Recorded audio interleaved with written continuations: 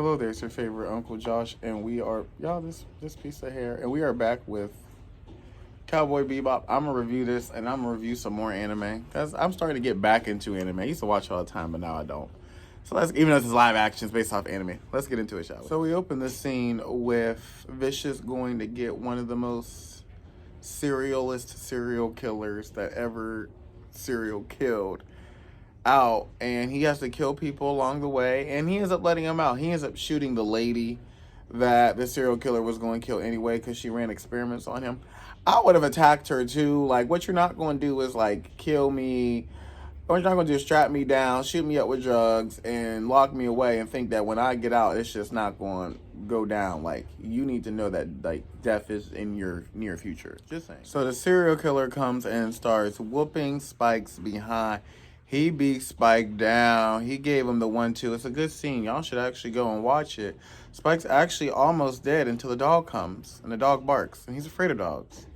Hopefully they figure this out and use it, because this episode's like would be on TV be an hour, but it's a good like 45 minutes. It actually could have been a good 30 minutes, but I just want to see how they tell this story. Let's just keep on. Oh, and he has a force field, so they can't get to him. So I want to know how they'll probably take that force field down.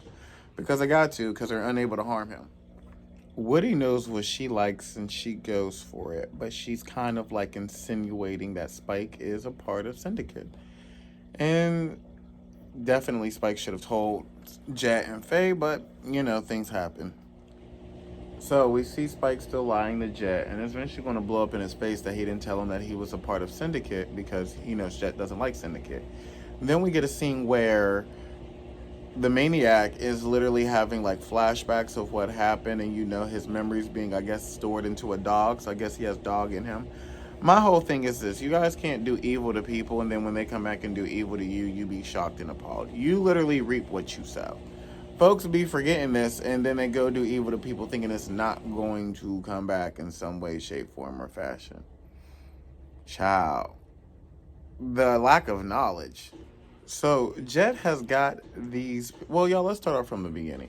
So now we have Vicious, and Vicious is going with the man that eats guys' testicles, like really cuts them out and eats them. That's weird. He said, just you and I are flying because you are more crazy than I am. I wouldn't fly that shit by myself if God told me to. And actually, matter of fact, that's the only way I would fly that shit by myself with him, because God gotta tell me to. If I don't get no confirmation from God, I ain't flying by myself. Oh, that just ain't happening. So now we cut to the scene where we have them explaining the mission, but they make it rhyme like a nursery rhyme so everybody can understand it.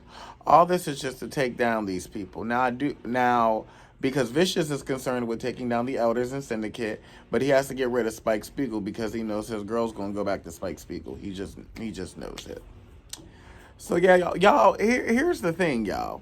All this killing could just solely be taken away if folks just have a simple conversation. But you're dealing with folks that are demonically possessed, so you know that ain't gonna happen.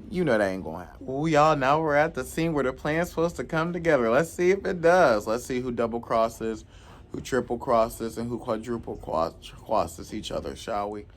I told you I wouldn't have trusted him. I told you. Vicious successfully was able to make them switch spots.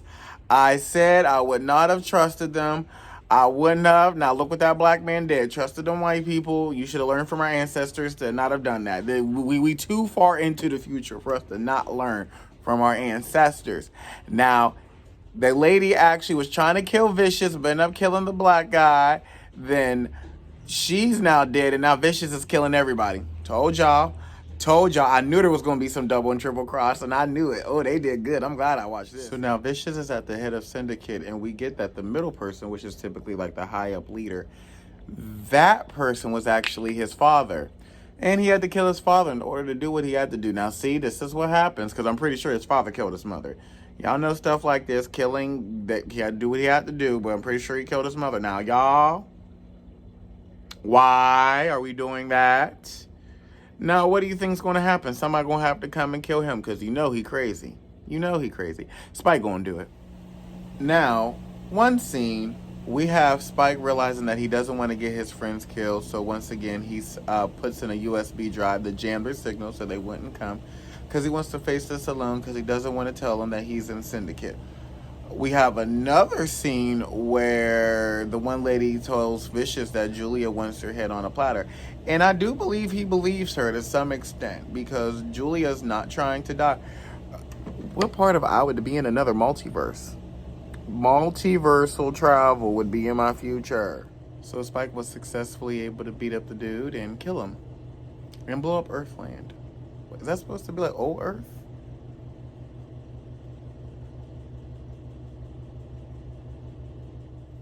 And y'all, it ends with Vicious coming back with the lady's head and throwing it in the fire, letting her know the wrong head came back. That's why I don't make deals with devils. Like, comment, subscribe, share. Come back.